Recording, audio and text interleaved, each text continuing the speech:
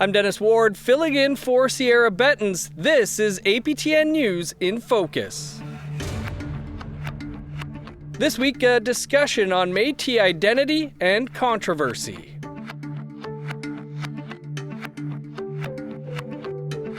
On February 26th, APTN News hosted a panel on Métis identity, modern-day treaties, self-government agreements, and the controversy surrounding the Métis Nation of Ontario. I was joined in studio by Scott McLeod, the Lake Huron Regional Chief for the Anishinabek Nation, Celeste Pedri-Spade, an Associate Professor at McGill University, and Will Goodon, the Minister of Identity Protection and Inter-Indigenous Relations with the Manitoba Metis Federation. Here's that full conversation.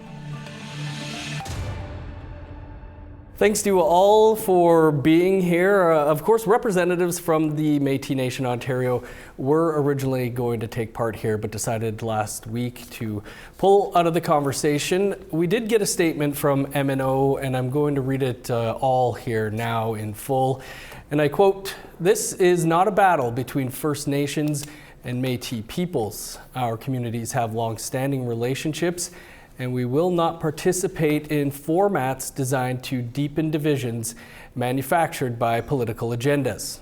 Good faith dialogue starts with mutual respect, and respect must be rooted in reality. That means recognizing that the existence of Métis communities in Ontario is not a matter for debate. Métis rights in Ontario were affirmed 23 years ago by the Supreme Court of Canada. We were recognized by the First Nations in Ontario and the Manitoba Metis Federation before and after that decision. And we continue to be recognized federally and provincially, with this week marking the 3rd anniversary of Canada's recognition of the MNO's self-government. The MNO has consistently invited direct, respectful discussions between First Nation and Métis leadership and knowledge holders. And such conversations form the foundations of the political protocol signed by MNO and the Chiefs of Ontario in 2004, and the nation-to-nation held between the Métis Nation and the Anishinabek Nation in 2005. Leadership has changed, but the facts have not. Our door remains open." Again, that was the full statement sent by MNO after they decided to no longer take part in this conversation. Regional Chief McLeod, I guess we'll start with you and just your reaction to what MNO had to say there. Well, I guess first and foremost, I think I can honestly say that I agree with a lot that has been said in there, but I think we're looking at it from two different perspectives. First of all, they are right in the fact that, this is not a fight between Métis people and the First Nations. And it does have to be rooted in reality. I agree with that. The issue is not between MNO and First Nations in Ontario. The actual issue is the recognition that they're being given to without the proper research being done on who they claim to be. And so that's really the heart of the issue here is First Nations are really challenging the recognition piece that the province and the federal government are giving to them, which are directly impacting First Nations in Ontario.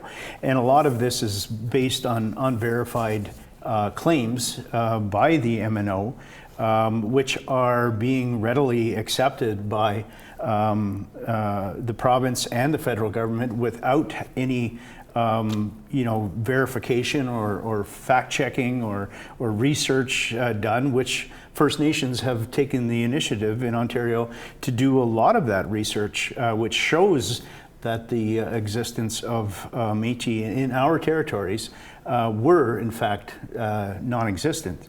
And we don't need that Western science to tell us what our stories and our oral history in our communities already know. But we have to go through those types of hurdles in order for colonial governments to really pay attention to what we're trying to say here. Will the Manitoba Metis Federation mentioned there in that statement as well? It wasn't until 2021-ish, at least publicly, that the MNF started to be critical of the MNO, which ended with the Manitoba Metis Federation pulling out of the Métis National Council. Take us back, I guess. What was the crux of that divide? Yeah, so the crux of that was identity, was who they claimed to be and who they were bringing in without discussion, without knowledge, without moving forward, as supposedly a part of the nation. Back when MNO joined the Métis National Council, it was well understood that there was only a very small part of Ontario, that went to, Rainy River, perhaps, maybe a little bit further, and that might have been a part of the homeland. We did some research, and that's sort of where we felt it was. And then over the ensuing years, the politicians in Ontario just kept pushing and pushing, further east, and all of a sudden we're all the way to the Quebec border. When you say it's 2021, and that's when MMF left the Métis National Council. The Métis National Council left the Métis Nation a long time ago before that, when Métis Nation Saskatchewan and Alberta and British Columbia supported MNO in these 6 new fake communities. So supposedly they're new historic. Again, that's a little bit of an oxymoron, but when that happened, we asked the questions. Show us who these new communities are. The nation, under the principles of self-determination, they're the ones who decides who we are. It's not a small part of the nation that decides what the whole nation is, and that they're going to expand across other Indigenous peoples' territories, all the way to Quebec. Those are things that need to be discussed amongst all of us, and it never was. It was presented as a fait accompli. At the time, the province of Ontario and the government of Canada decided they're going to recognize who the Métis Nation is. They're going to make those decisions without talking to us. Again, that's so opposed to what self-determination is and nationhood. The entire nation needs to have a say in who we are, and once we started looking at it, we found that they're not us. So that's absolutely where we're at this point. Celeste, the MNO in that statement again says that a discussion like this was meant to deepen the divide. I guess your thoughts on that? Mm-hmm. Well, Dennis, I'm an Anishinaabe academic, and discussing and debating anything based on what we find through research is what we do as academics. I also say that that's integral to Anishinaabe governance, to have these critical discussions, to continue to learn. It's fundamental to the growth of our disciplines and to the communities and the nations and the people we serve. I think what I find particularly concerning and somewhat frustrating is, I've seen some of the comments that the MNO has made, in particular related to research gatherings that we've hosted, the most recent being in December.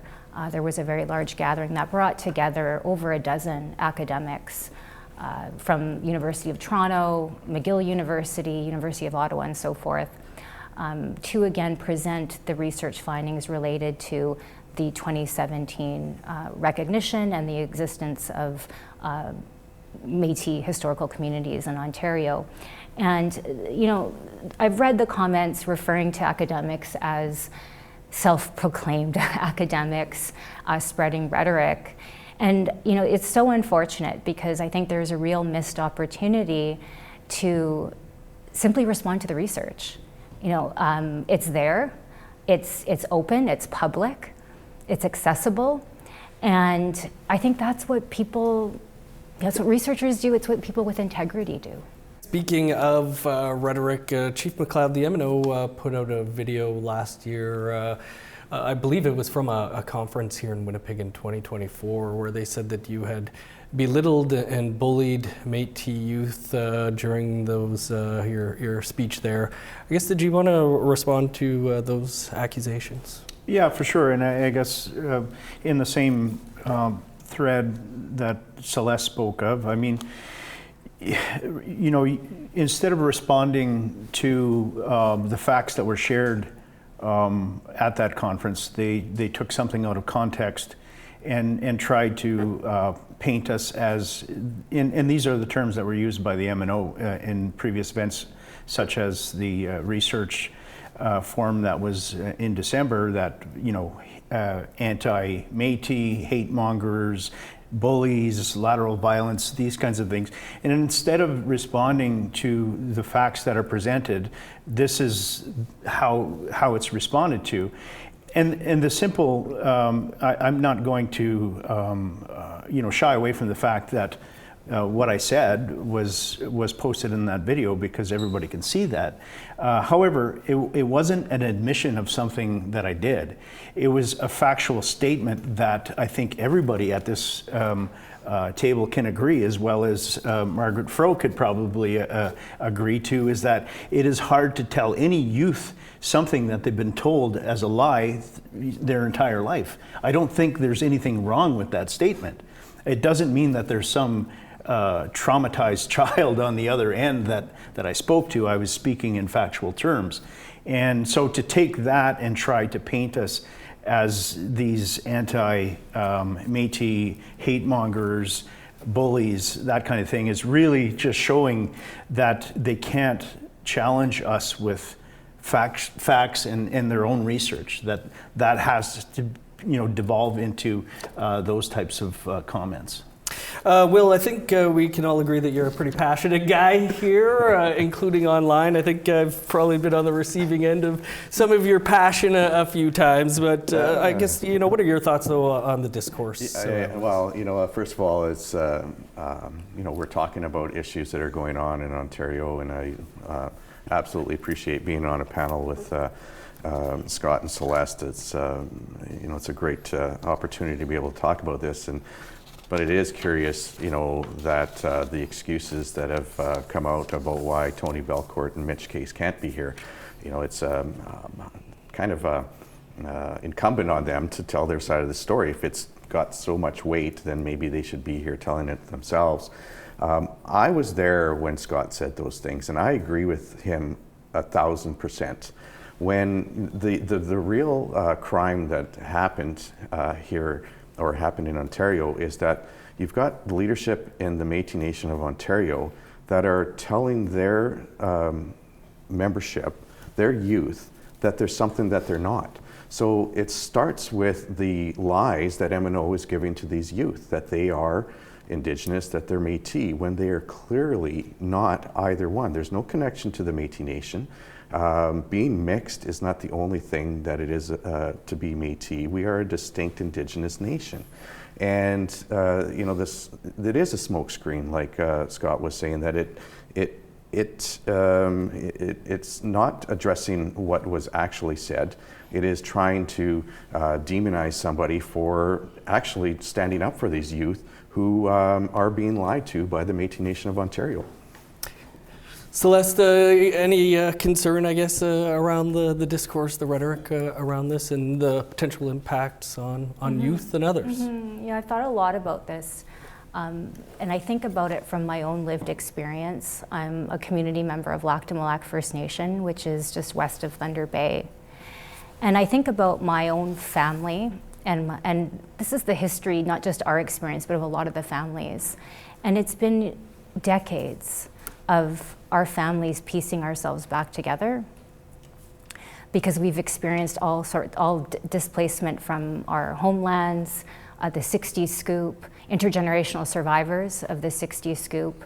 You know, there are a lot of young people out there today who may have a great granny who was an Anishinaabe, and you know, have since lost that connection or lost that family history.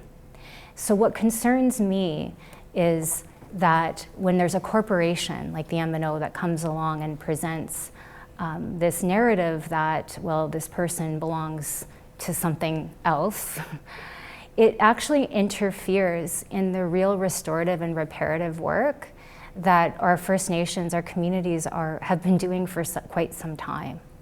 And I don't think it's implied that anybody here, is saying, oh, you can't be Indigenous, or like there's a write-off here, here. It's really about understanding, okay, well, having a conversation, like who was your relative? How did they live? How were they identified? Who claimed them? And what the research has shown us, and consistently, is that there's been mixed Anishinaabe in Ontario since for 3 centuries, but that we cannot find evidence of culturally and politically distinct Métis communities. And so I find that, it's up to the First Nation, it's up to Anishinaabe to keep doing that work, to find our people that have, the great grandmother or have a connection, to be able to welcome them home. And it's also up to Anishinaabe to determine whether or not that person, is still understood as Anishinaabe. That's fundamental to our self-governance, and I think we have those processes in place to do that. Chief McLeod, you had taken on a lead role for the Chiefs of Ontario and Assembly of First Nations in advocating against Bill C-53. That was legislation that would allow Parliament to recognize and negotiate self-government agreements with Métis in Ontario, Alberta, and Saskatchewan. I guess was Ontario the major concern there, or were you concerned with the bill? It was all based on the fact that this was going ahead without the proper research of knowing who the government was creating these deals with, and just taking it for granted that their revision on history was acceptable. And we were saying, no, you can't do that. And so that just organically evolved into other regions of Ontario jumping on and saying, yeah, that's happening here too. And whether it was British Columbia or Quebec or whatever, and all the chiefs essentially started to pile on and support that resolution, which led to the opposition of that on a national level. The previous Minister of Crown Indigenous Relations, Gary Anand Desangri, announced in December 2024 that legislation would not be moving forward as written, and doesn't appear to be moving forward at all right now on last check. But legislation that is moving forward and was just introduced a couple of weeks ago, and that's Bill C-21, which will give effect to the Red River Métis Self-Government Recognition and Implementation Treaty, the first self-government treaty reached with the Métis government in Canada. Will, can you tell us what the significance of this is? Yeah, so, we did sign the treaty several months ago, signed by Minister of the Crown, signed by the President of the National Government of the Red River Métis, David Chartrand, and so it is a signed treaty. We had to go through our ratification process. We had an extraordinary assembly. We had consultations throughout the province, throughout our homeland, and to me, this legislation is the ratification process from Canada's side. So there's two parties to the treaty. We did our ratification process. They're doing theirs. It's a legislation that is enabling, able to.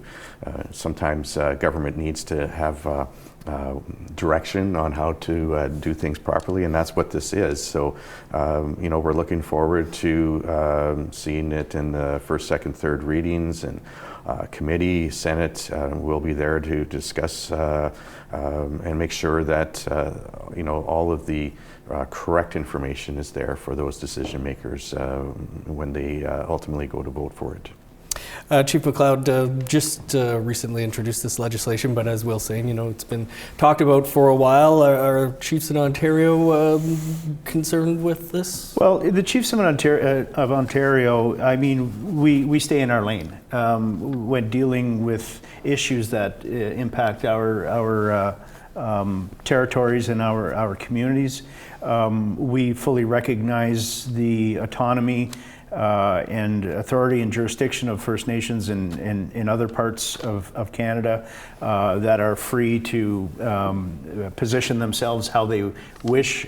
We also recognize, rights holders of the Métis people that also hold similar, but we tend to stay out of things that really don't impact our communities in Ontario. Our focus has always been our communities and what the government is doing without our consent or without consulting First Nations in our affiliated group in the Chiefs of Ontario. And we stand united together, and we have allies obviously from the First Nations across Canada, as well as the recognized Métis Nations. We have allyships there, but we also know and respect that their business is their business. Will, there has been some commentary, though, that this would create major implications for other Métis organizations. Is there broader implications to this legislation? No, I don't think so. I think it's pretty self-evident what it is. It recognizes the Red River Métis. There's obviously governance structures that are somewhat different. And honestly, I think at some point the actual historic Métis Nation is going to find a way to find a path forward at some point. Canada is, basically had a treaty with us in 1870. That's what John A. Macdonald called it when he wrote to Great Britain, that he's treating with the half-breeds. And this is a fulfillment of some of the promises that were made when we joined Confederation. Also is something that we have been working on quite a long time. So I just also wanted to maybe just touch base on some of the things that M&O has said or done recently, and they take a very self-righteous stance when they say that they are not coming here because it's going to be divisive. They're the ones that started the divisiveness by making up these root ancestors that are actually First Nations ancestors. Stealing grandparents from First Nations is absolutely ridiculous. And then when they go in front of the court and make all kinds of crazy accusations, and the judge has to push them down. The judge said that they impeached themselves, that they did not provide the court with proper information, that they were more interested in putting out their political views than answering the questions that were posed to them in the court. So if they can't tell the truth in court, how can we expect them to tell the truth when it comes to something as important as nationhood? That's all for this week. Sierra Bettens will be back next episode. If you're enjoying this show, please leave a rating and review on your favorite player, or email suggestions to infocus@aptn.ca. I'm Dennis Ward. Thanks for listening. Talk to you next time.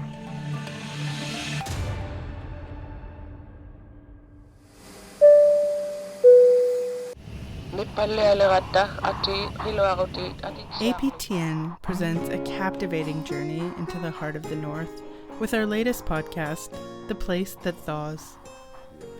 Some areas that used to be safe are no longer safe. Hosted by me, Danielle Parody. Join us as we uncover the intricacies of life on a changing coast. Subscribe and listen to The Place That Thaws.